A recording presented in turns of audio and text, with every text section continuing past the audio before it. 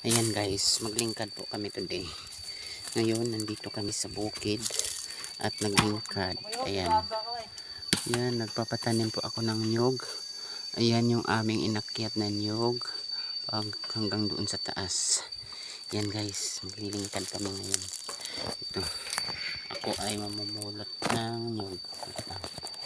Oo, ano ng cellphone.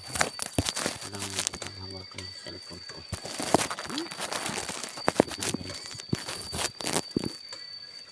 Ito ako. Ito na ako maglilingkad. Lingkad kami.